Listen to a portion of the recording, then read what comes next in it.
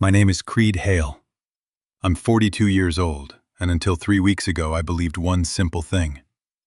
If you build something with your own two hands and hand half of it to the person you love, it stays yours in every way that matters, for as long as you both keep your word. I was wrong. On a Tuesday afternoon in June, my wife stood in our bedroom on West Paces Ferry Road in Buckhead, Atlanta, and had a security guard she'd hired that same week walk me off the property I'd paid off 9 years earlier. She didn't raise her voice. She didn't cry. She set a packed suitcase on the bed and said, "Pick your things." Behind her stood her mother. Behind her mother stood the man she'd been sleeping with for the better part of a year. A man who, by 9 the next morning, would be sitting in my old chair talking about a $100 million deal like it already belonged to him. Here's the part nobody in that room understood yet. My wife had already signed the paperwork for that deal. She signed it fast the way she'd signed everything for months now, certain of herself, certain the world owed her the benefit of the doubt. She never turned to the first page. She never read the name printed there in plain black ink. The name that would decide whether that $100 million ever left the bank at all. Before we get into this story, I want you to sit with that for just a second.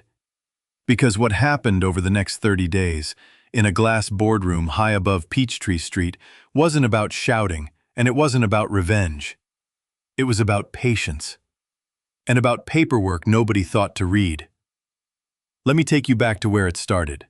That afternoon, before any of it happened, I was standing at the big window in the front room, watching the light come down through the old oak trees the way it does in Buckhead in early June. Gold and a little tired, laying itself across the walnut floor in long, slow stripes. The house was quiet. It's a particular kind of quiet, an expensive one, the kind you don't notice until it's about to be taken from you. On the side table sat a photograph from 16 years back. In it, Zaina and I are standing in front of a narrow storefront on Auburn Avenue, and she's got both arms wrapped around the very first sewing machine we ever bought, laughing like the whole world had just cracked open in front of her. On the back, in blue ink, she'd written, "Without you, this dream is just a dream." Auburn Avenue isn't just a street to people like us. It's where black business owners built things by hand, back when the banks wouldn't so much as return a phone call. The man who rented us that storefront, Mr. Elijah, didn't ask for a deposit. He said he could tell we were two kids who knew how to keep their word. I can still smell the fresh bolts of fabric in that shop, still hear the machines running past midnight while we packed orders ourselves. The television was on low, tuned to a local business program. Zaina was on the screen in a white blazer, her curls loose around her shoulders, her amber eyes catching the studio lights just right. She looked straight into the camera and said clear as anything, "I didn't inherit a thing. I built Ether Apparel out of nothing but my own two hands." The studio audience clapped. I didn't reach for the remote. I just looked down at my own hands, the old calluses still there from years of packing boxes beside her, back when the company had 42 employees, most of them neighbors from around Auburn. On the table in front of me sat a 4-page summary of the deal. Someone had circled the number $100 million in red ink. The disclosure pages underneath still had their seal unbroken. She circled the number, I remember thinking. She skipped over everything that made that number possible. In the drawer to my left sat a thin blue folder with a name on it. Hale Legacy Trust. I set that trust up years ago after my grandfather lost the family home because nobody had ever bothered to plan for what comes after. That trust was never only about money to me. It was a promise that people like us, people who'd already had things taken from us more times than we could count, would get to keep what we built for the next generation. From the hallway, I heard Blaze Rivers on the phone with Zaina. His voice pitched low, familiar, like a man talking to something that already belonged to him. He called her Queen. He said it the way you'd say a word you'd practiced in private. Earlier that day, a reporter had caught Zaina in the hallway before the segment taped. "Is Creed Hale really the one who financed Ether from the beginning?" she'd asked. Zaina's answer was cool and immediate. "I'm the starting point." Blaze had been standing just behind her shoulder, and I caught what he murmured next through the studio speaker, low enough that he thought it was only for her. As long as he's standing beside you, they'll never call you self-made. I remembered our original agreement, the one we shook hands on, about a year after that photograph was taken, once the orders started coming in faster than two people could fill them. And we knew this was more than a hobby. Zaina would be the creative founder, 32% of the voting shares, and her face as the brand. I would build the operating systems, the financing, the backbone nobody sees, and fold my share into the Hale Legacy Trust with a founder's protective clause attached. I stepped back into the shadows on purpose. I believed, truly believed, that was how you protected a shared dream. Standing there in that gold-tired light, I started to wonder for the first time in a long while whether that kind of silence was still protection at all, or whether it had quietly become something else. I switched off the television. The last bit of light on the screen faded out with it, and in the stillness that followed there was only one question left sitting in my chest. One I hadn't found the nerve to say out loud yet. Did you even read the whole thing, Zaina? By the end of that week, I would have my answer. And so would she. I got my answer sooner than I expected. The deal announcement was held 2 nights later at Ether's headquarters on Peachtree Street, in a glass atrium built for exactly this kind of moment. Stage lights washed over Zaina in white. She stood at the center of the room like she'd been born, standing there smiling the smile she saves for cameras. Her mother Chinara raised a champagne flute before the crowd of investors and reporters. "My daughter built this empire with her own 2 hands," she said, her voice carrying to the back wall. "No man handed her this success." Applause rolled through the room like a wave. Zaina's eyes drifted toward the back where I was standing near the exit, and for 1 second I thought she might correct her mother. She didn't. Her gaze moved past me the way you'd look past a shadow that doesn't have a name anymore. I noticed something that night I didn't think much of until later. Chinara held on to that champagne flute a beat too long after the applause died down. Her knuckles pale around the stem, her eyes darting toward Blaze before she set it down. Chinara had grown up watching her own mother lose a home and a marriage to a man's broken promises. And she had spent every year since, terrified of that particular kind of ruin finding her family again. I didn't know that night how deep that fear ran, or what Blaze had already started doing with it. Then she called Blaze up onto the stage and introduced him as the man carrying Ether into the future. He took her hand and raised it high like they'd already won something. Somewhere behind me, a young intern I recognized from the warehouse floor leaned over to her friend and whispered, "Wait, I thought Mr. Hale started this company." Her friend just shrugged. Nobody corrected her either. I stood near the exit a while longer, watching the room glitter under lights I'd once helped pay for. And I felt something I hadn't expected to feel that night. Not anger, not yet just a strange, quiet stillness. The kind you feel right before a storm decides which direction it's going to move. I left before the applause finished dying down. When I got back to the house, a new security guard was posted at the gate. Someone I'd never seen before in 9 years of living there. "I live here," I told him. He looked at my dark polo shirt, my ordinary khakis, like I'd made some kind of mistake, then reached for his radio. Blaze walked out a minute later, that crooked smile of his already in place. "Let him through," he said. "This might be his last night here anyway." Upstairs in our bedroom, a suitcase sat already packed on the bed. This was the moment I told you about at the very start, the one where I said I was wrong about what I believed. Zaina stood by the door with Chinara beside her. She handed me a folder of divorce papers without a word of preamble. "Pack your things," she said. Her voice had gone flat, metallic, like something had been sanded off it. "Did you read all of it?" I asked her. "I read what mattered," she said. "That's not the same thing, Zaina." "Don't do that," she said, and for just a moment her voice cracked just slightly before she caught it and pulled it back flat again. "Don't stand there acting like you're the only one who ever sacrifices anything in this house." Chinara stepped forward, one hand resting protectively on her daughter's shoulder. "It's time, Creed," she said, gently enough that it almost sounded kind. "Let her have this." I looked at the suitcase on the bed a long moment. Rain had started outside, tapping soft and steady against the window glass.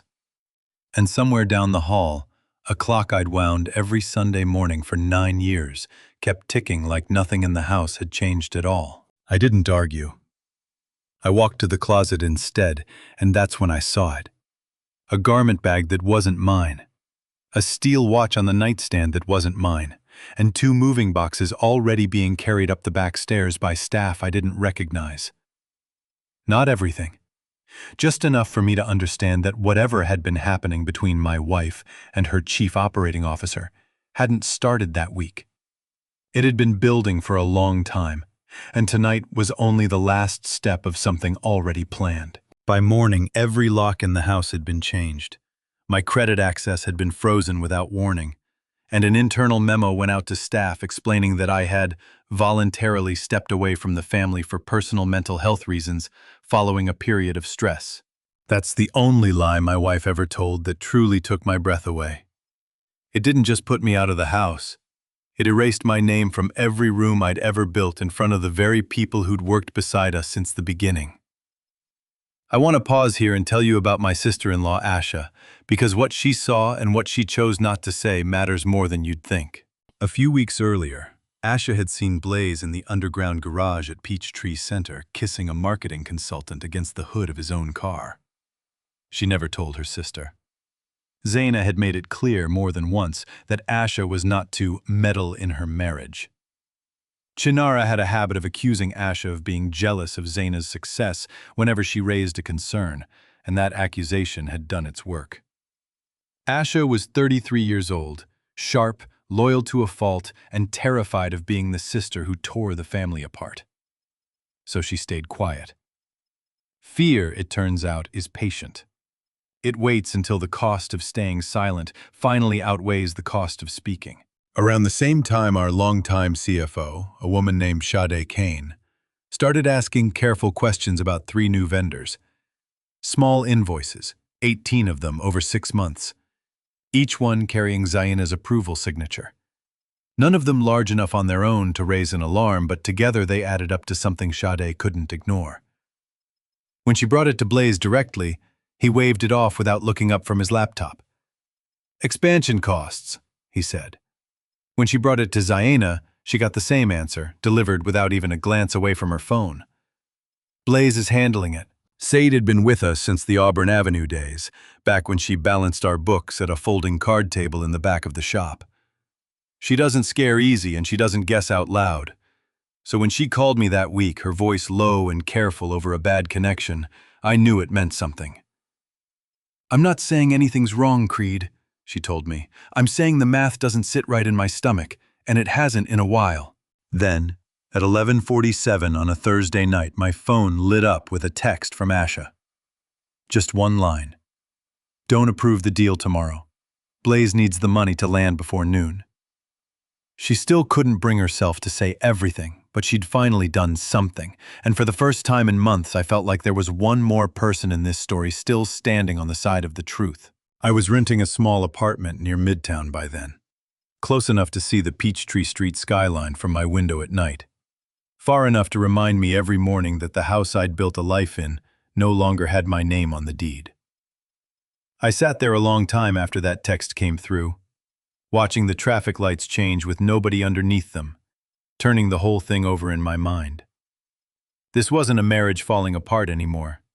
Not only that, there were hundreds of employees at Ether, many of them from the same Auburn Avenue neighborhoods where banks once wouldn't return our calls, whose jobs and pensions and futures could be swallowed whole if that deal closed, into the hands of a man who was already quietly draining money out the back door.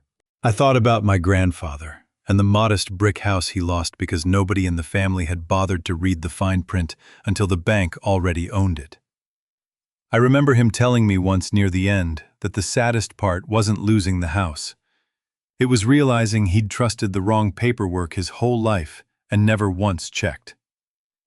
I built the Hale Legacy Trust so that would never happen again to anyone who carried our name, not to control anyone, but to protect what mattered once the applause stopped. whatever Zaina believed about me that night. Week absent finished, I knew something she didn't. I still held the one signature that mattered more than any of theirs. And tomorrow, in a boardroom on the 40th floor, they were all about to find out exactly what that signature could do. What none of them realized was that the man they'd just locked out of the house was about to walk back through a very different door. Comment team silence if Creed was right to hold his proof back and let the boardroom expose the truth on its own. Comment team speak up if a marriage deserved the truth before a conference table ever did. Zaina called an emergency board meeting for the next morning up on the 40th floor of the building on Peachtree Street in the glass conference room with the view that stretches all the way past the Fox Theater on a clear day. On paper, the meeting had one purpose: approve the $100 million deal. Underneath that, it had another purpose entirely: remove me from the chairman's seat, quietly using a resolution that claimed I was no longer fit to hold it. I hadn't set foot in that room since the night they packed my suitcase, but I remembered it exactly. The long table of pale ash wood, the skyline behind it, stretching out past the Fox Theater marquee. The faint hum of the air system that always ran a little too cold. 12 people sat around that table when I walked in that morning, though only 3 of them would matter by the time it was over. Blaze brought the letter himself. 2 years earlier, I'd gone to see a doctor after a stretch of sleepless nights during a rough patch at the company. The doctor's notes, the real ones, mentioned stress and insomnia, nothing more. Somewhere between that appointment and this boardroom, Blaze had added a line the doctor never wrote: diminished decision-making capacity, and forged a signature underneath it to make it official. He'd chosen his moment well. Zaina was tired, distracted, eager to close the deal before lunch, and she signed the resolution attached to it without reading past the summary page. It was the second time that week she'd put her name on something without reading it all the way through. Valentina Ward opened the meeting in a voice as cool and even as glass. She's the president of Horizon Strategic Partners, the firm underwriting the deal, and she doesn't raise her voice for anyone. Before we release any funds, she said, we need sign-off from the final approval authority on this transaction. Blaze slid the resolution toward her like it settled the matter. Mr. Hale has been removed from that position, he said. Valentina didn't touch the paper. Our compliance team flagged this resolution the moment it was filed last night, she said. No advance notice to the full board, no independent medical review on our end, which our diligence process requires for any change to final approval authority above $50 million. Until that's resolved, Horizon isn't in a position to treat it as valid. She closed the folder in front of her and set both hands flat on the table. So we're not proceeding today. Her attorney slid the full transaction file toward the empty chair at the head of the table, the one that had, until that moment, been sitting there untouched, like everyone in the room had already agreed not to look at it too closely. Nobody turned to Zaina for a decision anymore. That silence sat heavier on the room than any argument could have. The door opened. I walked in, with Titan Monroe on one side and Sade Kane on the other. Nobody said a word. I could hear the soft click of the door closing behind us, and for one long second the only sound in that room was the air conditioning working a little too hard against the June heat outside the glass. Valentina rose to her feet before I'd even crossed the threshold. "Mr. Chairman," she said plain and clear, "we've been waiting on your decision." Zaina's head turned first. I watched the recognition move across her face, in stages: surprise, then confusion, then something close to fear, though she covered it fast, the way she'd learned to cover most things in front of a room full of people. I walked past Blaze without looking at him and sat down in the chair at the head of the table. The chair Zaina had spent the last hour believing was already hers. Valentina slid the complete disclosure package across the table to Zaina. Horizon was the lead investor on paper, yes, but underneath that name was another one printed in plain, unremarkable type, the Hale Legacy Trust, listed as the limited partner, supplying the majority of the capital behind the deal and holding the final veto over whether it closed at all. I am the sole beneficial owner of that trust. I have been since the year I built it. I spoke calmly. I'd rehearsed this moment in my head more times than I'd ever admit. And when it finally arrived, my voice came out steadier than I expected. "This money went into ether to keep it independent," I said, "not to make me the owner of anything. Zaina built the product. I built the systems that let the product survive, the financing, the operations, the parts nobody claps for.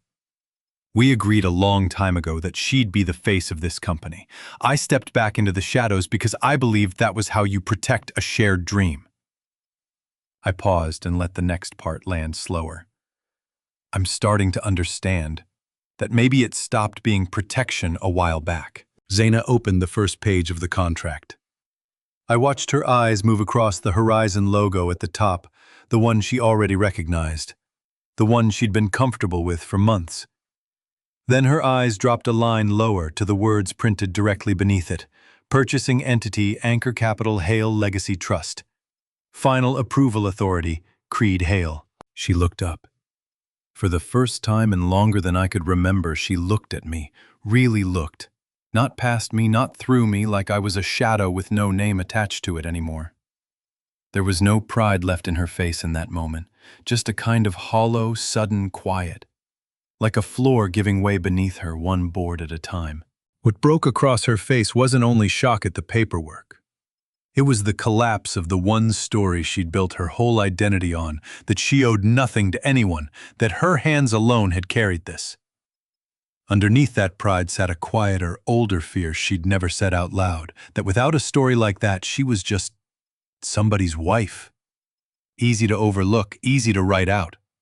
She'd spent a year proving that fear wrong to every camera in Atlanta. She'd just never once asked what it was costing the man standing beside her. The entire balance of power in that room turned over in the space of about 4 seconds. The man who'd been stopped at his own front gate by a security guard the night before was now sitting in the chair at the head of the table. The woman who had told a national television audience she didn't inherit a thing, who had built an empire out of nothing but her own 2 hands, could not close the biggest deal of her career without a signature that belonged to the very man she'd packed a suitcase for. "This isn't possible," Blaze said, and for the first time since I'd met him, his voice lost its polish. "The trust was supposed to be a passive investor. That's what you told the board 2 years ago." "It was passive," I said, "right up until somebody tried to use a forged medical letter to push me out of my own company." I let that sit in the air a moment. Sade shifted slightly in her chair beside me. Titan didn't move at all. He never does when he already knows exactly what's coming next. Blaze looked at Zaina, waiting for her to back him up the way she'd backed him up in every meeting for the past 6 months. She didn't. She was still staring at the 2 lines on the contract page, reading them over and over like they might rearrange themselves into something easier to live with. They didn't. "You knew about this," she said to him, quiet, not quite a question anymore. "The whole time. You knew he still had the veto." Blaze didn't answer that.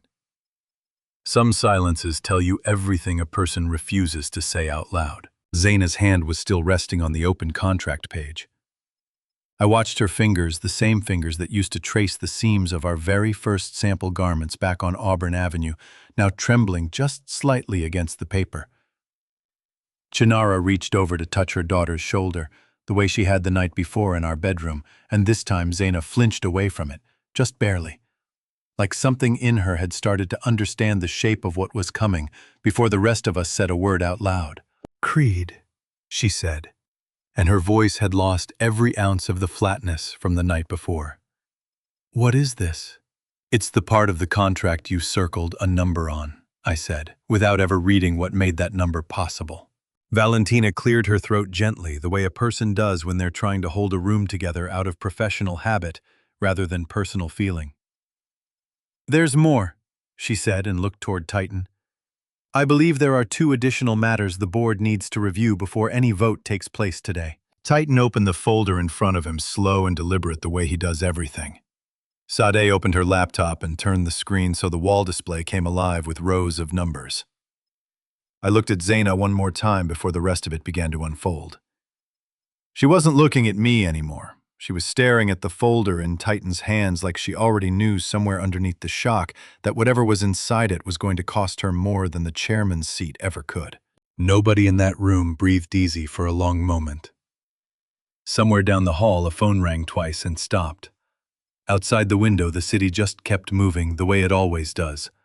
Cars threading through the streets below like nothing up here had changed at all. Like the whole world hadn't just shifted its weight from one foot to the other. But something had. I could feel it in the stillness around that table, the particular silence of people realizing all at once that the story they'd believed for months was about to come apart at the seams. Whatever had just been uncovered on that first page was only the beginning of what this meeting was about to reveal. Blaze stood up first, and for a moment I thought he might actually try to walk out. Instead, he squared his shoulders and turned back to the table like a man who still believed the room belonged to him. "The resolution has already been signed," he said. "Mr. Hale no longer holds standing to interfere with this vote." Titan set a thin folder on the table without a word. Inside it was the original medical file, the real one, straight from the doctor's own records requested and certified the week before. The note said exactly what I'd remembered it saying. Stress, insomnia, nothing more. Following a difficult stretch 2 years back. Nowhere in that original file did the words diminished decision-making capacity appear.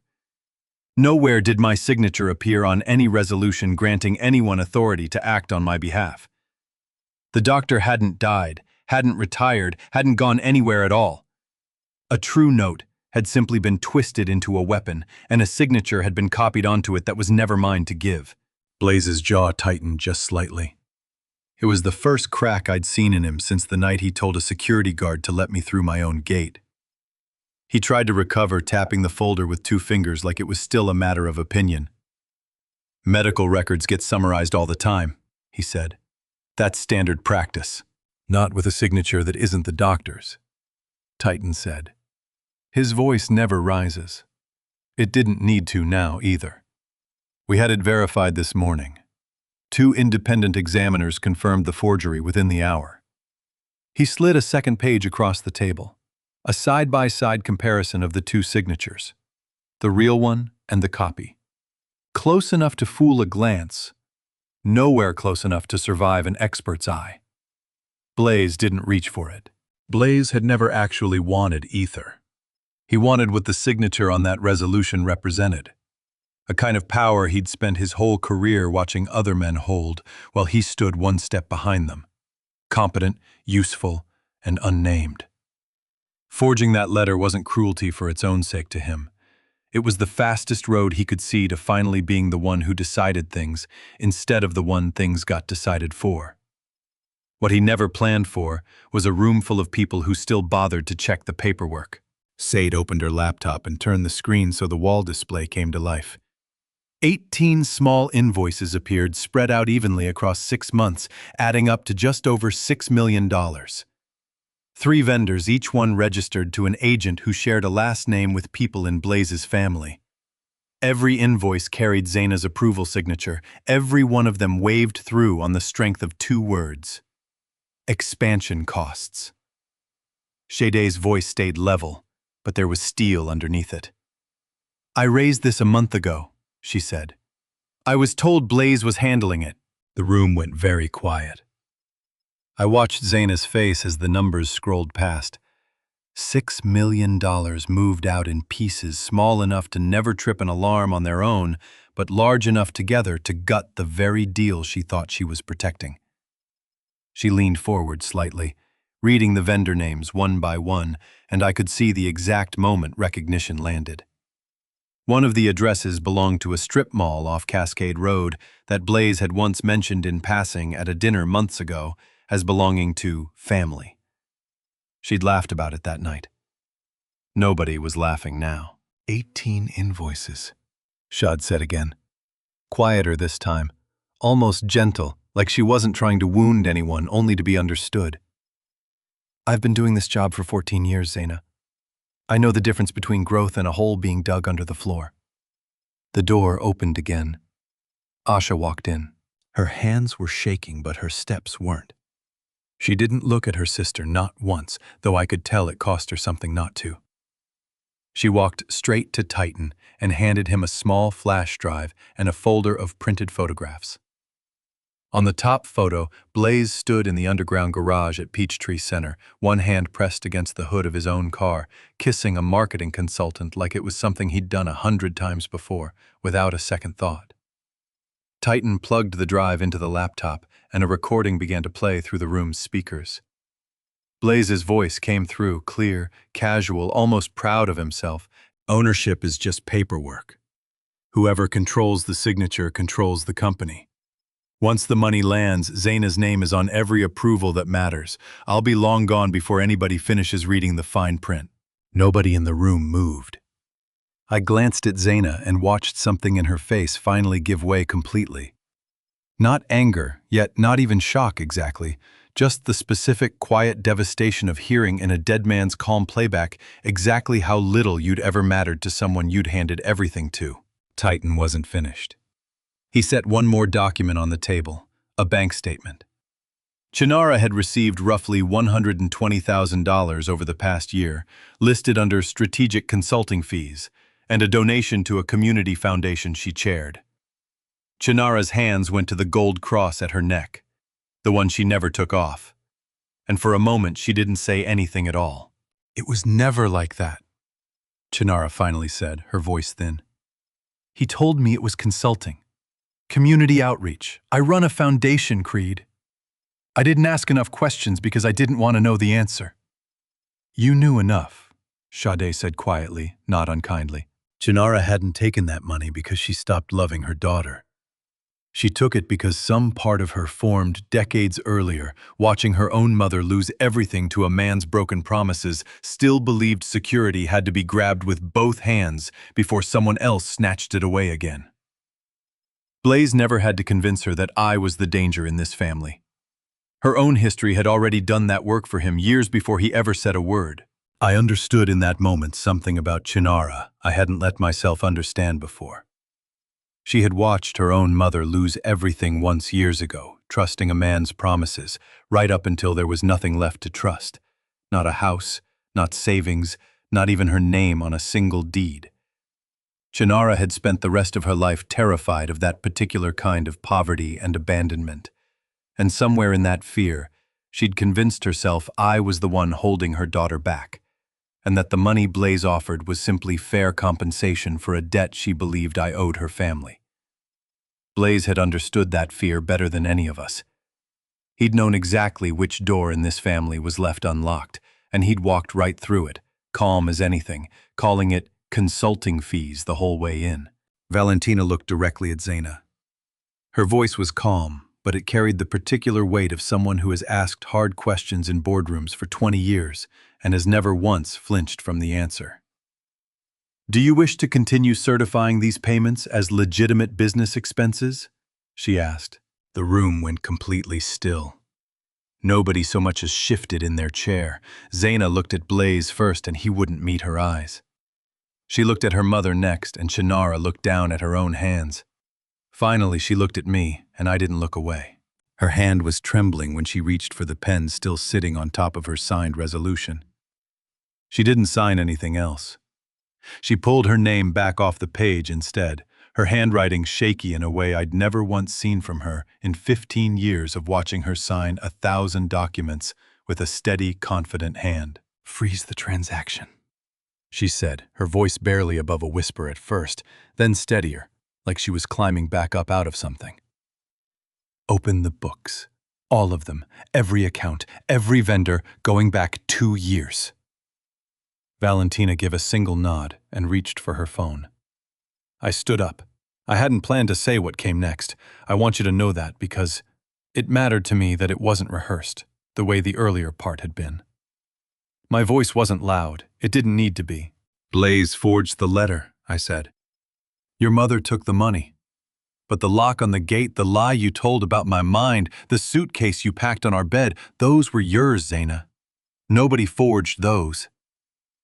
I let that sit a moment before I said the rest of it, the part I hadn't said even to myself until right then. And I kept telling myself my silence was patience. Some of it was, but some of it was fear. Some of it was control dressed up to look like sacrifice, so I wouldn't have to call it what it was.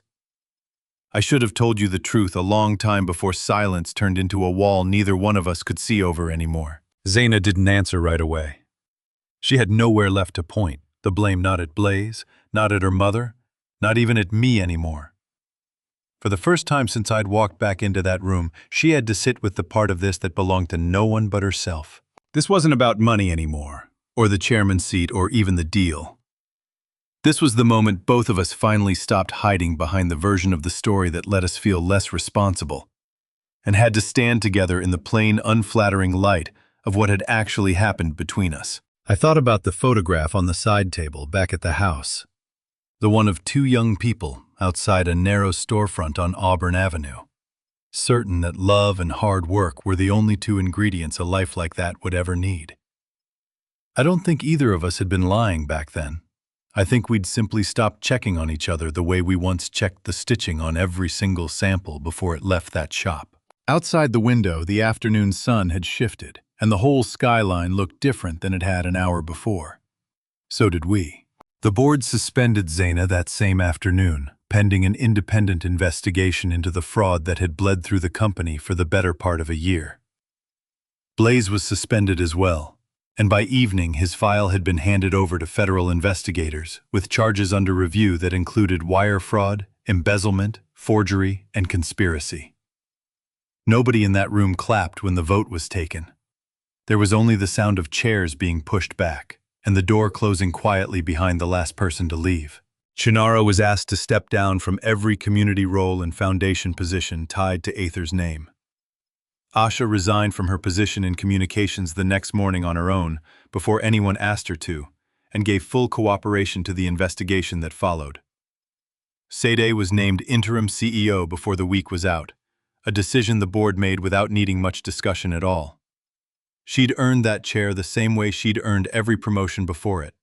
One careful, unglamorous, honest column of numbers at a time. When they announced it, she didn't smile for the cameras the way Zaina always had. She just nodded once, said, "I'll get to work," and did exactly that. Titan stood beside me while it was announced, quiet as ever, not saying much of anything. His part of the work was already finished. In the weeks that followed under the terms of a temporary separation agreement drawn up by the court, Zaina moved out of the house on West Paces Ferry Road. The home had belonged to the Hale Legacy Trust since before our marriage even began, and her lawyers confirmed as much without much argument. She hadn't been forced out by anything I said or did.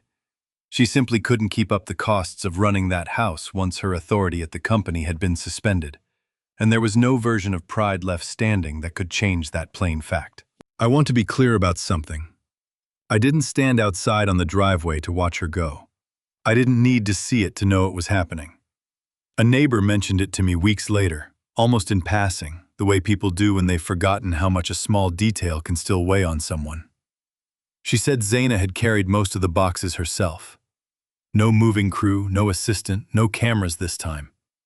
Just one woman and a car pulling slowly out of a driveway she'd once stood in front of, laughing under studio lights about hands that built everything alone. Some chapters end quietly, without an audience, and that's exactly how this one should have ended. The night she moved out, my phone buzzed once. A single line from Zaina. No explanation attached. I kept the photograph. I sat with that a long time before I put the phone face down on the counter. I didn't answer it that night. Some things deserve more than a text back, and I wasn't ready yet to know what my answer even was. Zaina lost her operating role entirely after a shareholder vote confirmed the breach of fiduciary duty. Watching my wife lose the company she'd built wasn't something I ever hoped for, no matter what had happened between us. Her unvested stock awards were clawed back under the terms of the original founders' agreement, the one she'd signed with her own hand 15 years earlier without complaint. She kept a portion of her economic interest in the company nobody wanted to erase, what she'd genuinely built. But she no longer held an executive seat, and she no longer held the authority to put her signature on anything that mattered to Aether's future. Blaze was arrested 2 weeks later at Hartsfield-Jackson Atlanta International Airport, standing at a gate with a one-way ticket and a suitcase that, as it turned out, held very little that actually belonged to him. I heard about it secondhand from Titan, in a short phone call that lasted maybe 90 seconds. Titan didn't editorialize, he just said, "It's done," the same steady way he says everything, and let me sit with it on my own. I didn't feel triumph when I heard it. I mostly just felt tired. The particular tiredness that comes after holding something heavy for a very long time and finally getting to set it down. Shannara lost more than her titles. She lost the standing she'd spent decades building in a community that had once looked to her as a woman who'd raised a daughter who beat every odd stacked against her. That story wasn't false, not entirely. Zaina really had built something extraordinary. But the story Shannara had told herself about protecting that legacy had curdled into something that let her look away from money she shouldn't have taken. And a community doesn't forget that kind of thing easily, even when it forgives. Asha stood up in front of the whole company at an internal town hall not long after and said plainly that she had stayed silent for too long because she was afraid people would say she was jealous of her sister's success. Nobody in that room laughed at her, and nobody looked away either. I think that took more courage than anything Titan or Sade or I did in that boardroom, because the rest of us were working from evidence. Asha was working from nothing but the truth she'd been sitting on. Alone, for months, finally set down in front of people who could have judged her for waiting so long. I want to say something plainly here because I think it matters more than the drama of the boardroom itself. I didn't personally engineer anyone's downfall. I didn't stand at that head of the table and pronounce a verdict on anyone's life. I protected one thing, a veto that kept $100 million from being handed straight into the pocket of a man who was already quietly hollowing out the company from the inside. Everything that happened after that belonged to the board, to the lawyers, to the independent investigators, to the process that exists precisely so no single person, including me, ever gets to be judge and executioner both.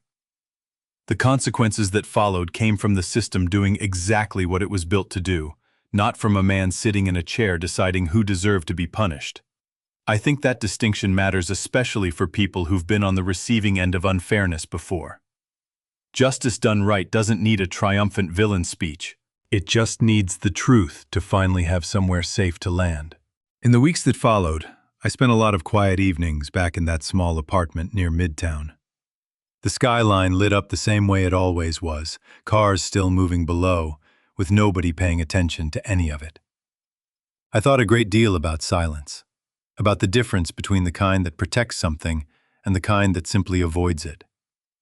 I'd told myself for years that staying quiet, staying in the background, letting Zaina hold the spotlight was an act of love. Some of it was. But I'd also let that silence become a wall, brick by brick, until neither one of us could see clearly over it anymore. And by the time I understood that the wall had already done its damage, there's a particular kind of quiet that settles over a life after a storm like that passes through it. Not peace, exactly. Not yet. But the beginning of it. I found myself more than once standing at my own window again, watching light move across a floor that wasn't walnut anymore, just plain oak, in an apartment that was smaller and quieter, and in its own way more honest than the house on West Paces Ferry Road had been in a long time. None of it felt like winning. It felt like something had finally been set right the way a crooked picture frame gets straightened on a wall. Not a celebration, just a correction, long overdue. What came next surprised me more than any of it. It would take almost a full year before I understood exactly what kind of peace was waiting on the other side of all this. A year later, Ether opened a new distribution center near Hartsfield-Jackson Atlanta International Airport. The morning of the ribbon cutting was clear and warm, the kind of early summer day that reminds you of exactly how it felt walking into that first shop on Auburn Avenue all those years ago. On the wall inside the front entrance, they mounted a bronze plaque that reads, "Founded by Zaina and Creed Hale, built by the first 42 employees of Auburn Avenue." Sade stood on the small stage at the ribbon cutting as CEO, steady and unhurried, the way she's always been. She thanked the warehouse team by name before she thanked a single investor, and I noticed more than a few people in the crowd wiped their eyes at that. I still hold the chairman's seat, but I don't run the day-to-day anymore. That morning, I sat in the third row, an ordinary chair among 100 others, and I liked it there. Nobody in that row needed me to be anything other than exactly who I was. A reporter caught me afterward, notebook in hand. "Is Ether really your company now?" she asked. I looked up at the plaque a moment before I answered. "No," I said. "Zaina created the product. I helped build the company. Hundreds of people built everything that came after both of us. The truth doesn't need one person to own all of it." Zaina was standing at the back of the hall that morning. She'd opened a small consulting firm in Midtown since everything settled, and over the past several months she'd gone out of her way publicly on every platform where she'd once told a different story to correct the record about how Aether actually began. She didn't do it for headlines. Nobody was chasing that story anymore by the time she started telling the truth about it. She did it, I think, because she'd finally decided that the truth mattered more than the version of herself she used to be so proud of protecting. I thought about the text she'd sent me the night she moved out. I kept the photograph, and I understood it differently now, standing under that plaque. She hadn't kept it to hold on to me. She'd kept it to remember that my own two hands was never true, not for her and not for anyone standing in that room. Nobody builds anything alone. She just needed to lose almost everything to believe it. After the ceremony, my wife found me in a quiet stretch of hallway near the loading dock, away from the noise of the crowd. She looked different than she had a year earlier. Not diminished exactly, just less armored. The way a person looks after they've finally stopped performing for a room. Her voice was rougher than I remembered it, softer too. "I didn't just fail to read the contract," she said. "I stopped reading the people who loved me a long time before that. I turned your silence into weakness because it made my choices easier to live with." What she was really confessing in that hallway wasn't about a contract she hadn't read. It was about a marriage she'd stopped paying attention to long before Blaze ever called her queen. Because it was easier to believe she'd built everything alone than to admit she'd quietly stopped needing the man who helped her build it. Losing the company was what finally forced her to ask what she'd actually lost first. I looked at her a moment before I answered.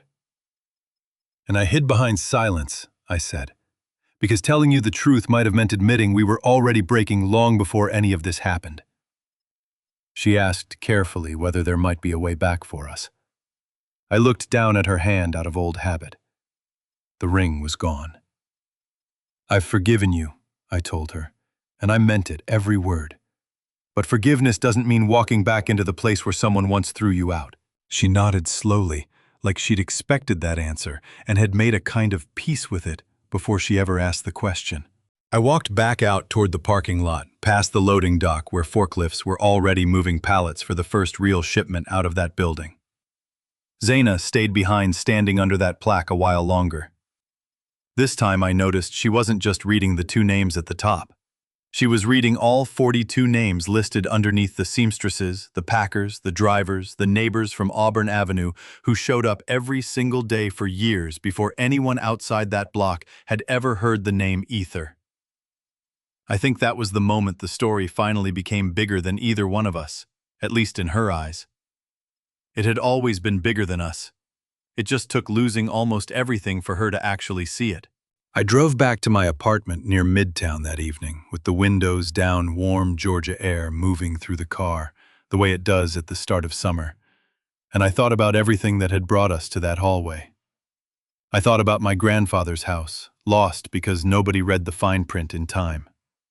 I thought about a folder in a drawer with a name on it that finally mattered on the one day it needed to. I thought about a suitcase packed on a bed and a plaque with 42 names on a wall a year later, and how strange it is that both of those things belong to the same story. I stopped at a light on Peachtree Street, not far from where the atrium still stood.